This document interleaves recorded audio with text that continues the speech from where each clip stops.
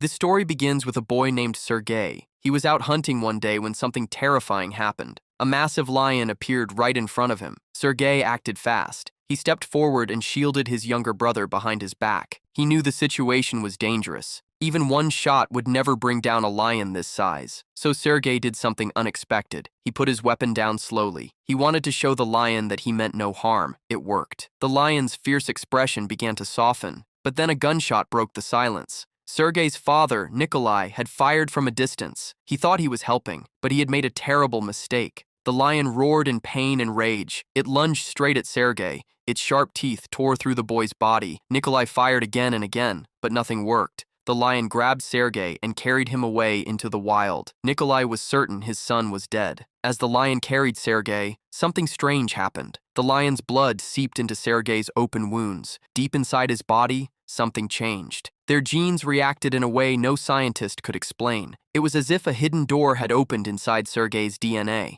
The lion seemed to feel it too. It stopped walking. It looked down at the boy. Then it gently dropped him on the ground and walked away. Sergei survived, but when he returned home, his father felt no joy. Nikolai was a feared mob boss. To him, Sergei's decision to put down his weapon was weakness. Pure, unforgivable weakness. He spoke harshly about the brutal law of the jungle. He told Sergei that one day he would take over the family business. Sergei listened. He said nothing, but inside, he was breaking. Then one day, he saw it. The lion's body, stuffed and mounted on display in their home. Nikolai had hunted it down. Sergei stared at it and felt something snap inside him. He walked to his room, locked the door, and made a promise to himself. He would never become like his father. He would never become a cold-blooded monster. The pain went even deeper than that. Not long before, Sergei's mother had taken her own life. Years of abuse had worn her down until there was nothing left. Sergei carried that grief every single day. He made his decision. He was leaving and never coming back. Before he left, he took out a small, mysterious card that he had kept close for a long time.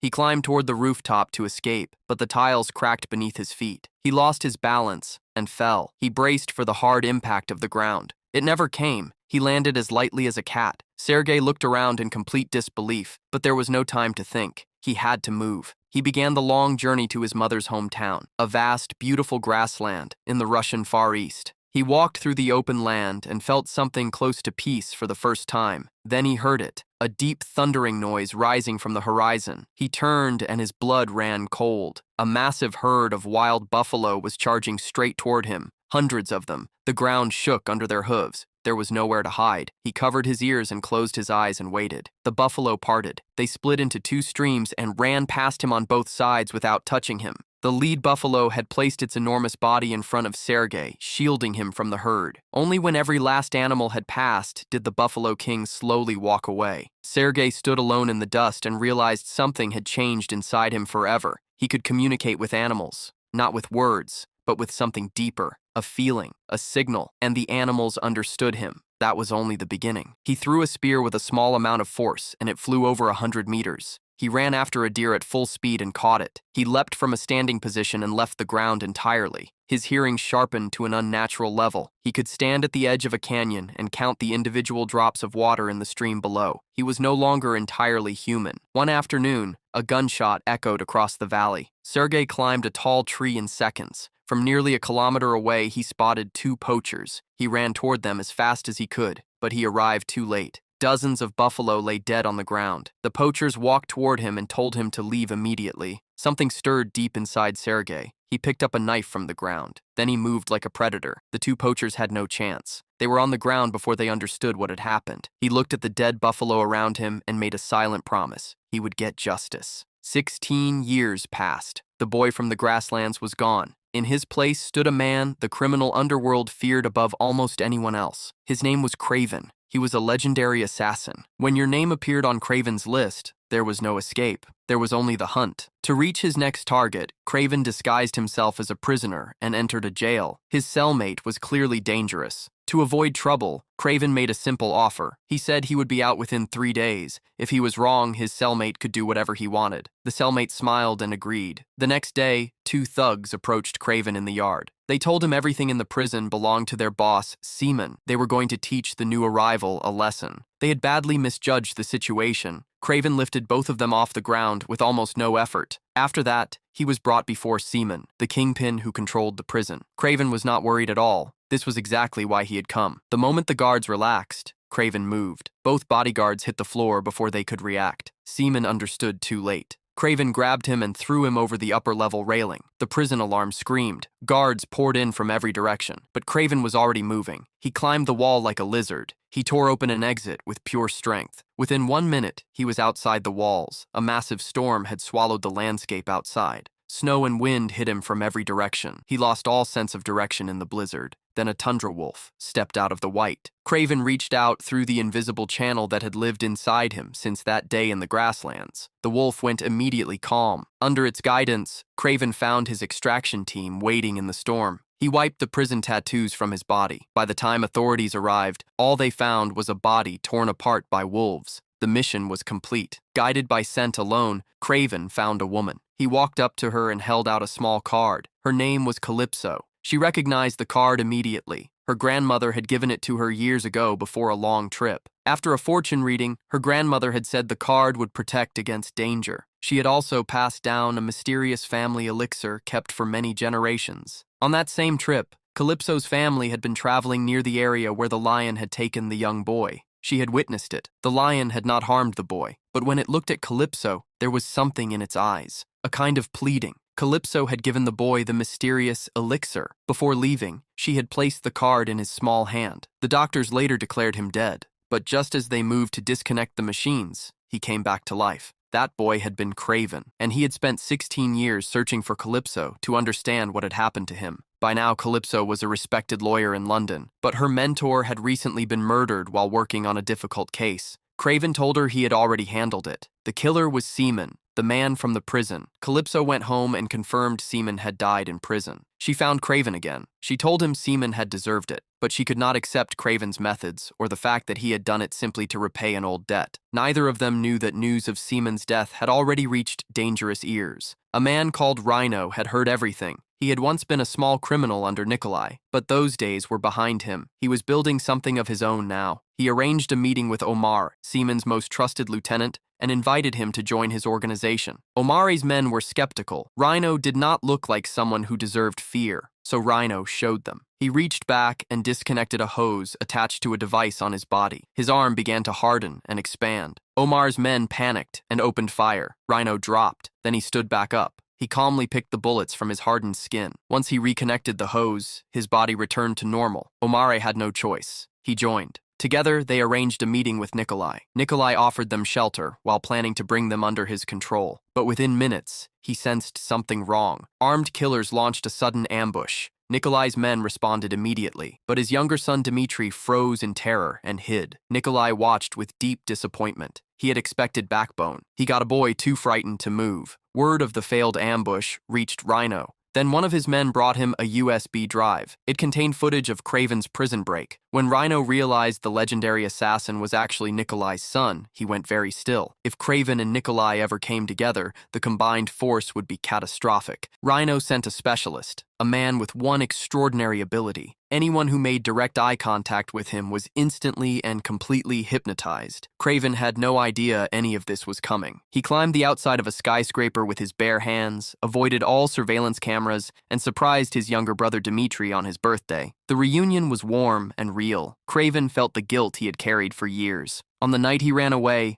Dmitri had begged to come with him. Kraven had said no. He had left the boy behind to suffer under Nikolai alone. He tried to warn his brother. Their father was simply a heartless villain. Dmitri needed to stay as far from him as possible. But before he could say more, Nikolai appeared at the party. Not wanting to ruin the birthday, Kraven said nothing and smiled. After the party, he spent the night alone in a park. The next morning, he returned to say goodbye. He found the room completely destroyed, furniture overturned, and on the bed, a patch of blood. He ran to the balcony. Below, he saw his brother being shoved into a car. Kraven jumped without hesitating. The height meant nothing to him, but the car had already turned the corner and disappeared. Kraven ran. He pushed his body to its absolute limit. The gap between him and the car began to close. He lowered his shoulder and slammed into the side of the vehicle like a charging animal. He leapt on top and tried to smash through the window, but the car was moving too fast. He lost his grip and was thrown into the road. The kidnappers took Dmitri to a remote dock. Kraven was right behind them. Just before a helicopter lifted off, he grabbed a net rope and wrapped it around the frame. He planted his feet and pulled with everything he had.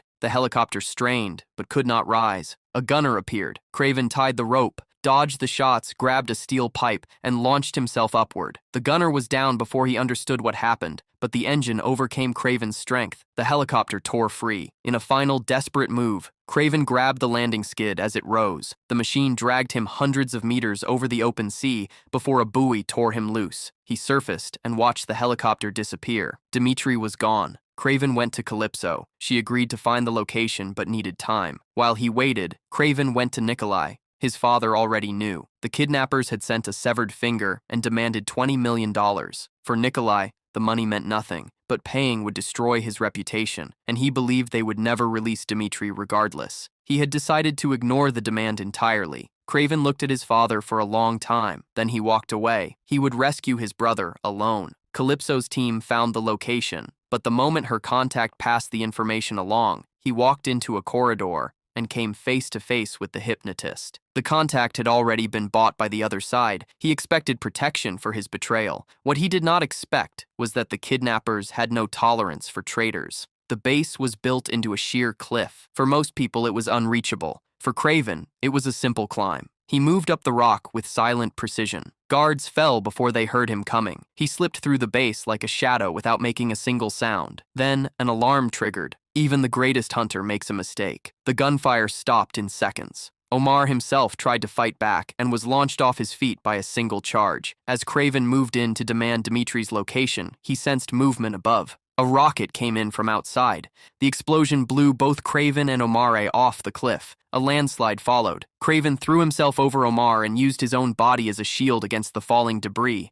The wall collapsed and buried them completely. The hypnotist arrived to search the rubble for proof of the kill. He found nothing. He turned around. Kraven was standing directly behind him. Both of the hypnotist's associates were unconscious before they hit the ground. Meanwhile, Dmitri had been brought before Rhino. What happened next surprised everyone. Rhino did not threaten him. He spoke to Dmitri quietly and with something that looked like genuine understanding. He told Dmitri he knew what it felt like to be the son a powerful father could never quite respect. He believed they had more in common than Dmitri realized. To earn his trust, Rhino revealed his own secret. He had undergone extreme biological experiments that had transformed his body. Immense strength came with constant pain. He hated what had been done to him, but one truth had come from the pain. Only strength earns respect. He offered Dmitri the same transformation. Before Dmitri could respond, an alert came in. The elevator doors opened. It was not Kraven. It was the hypnotist. He removed his glasses, and every person in the room fell into a hallucination. He walked the corridor without hurrying and stood before Rhino. His instructions were clear. Do not harm Dmitri before capturing Kraven.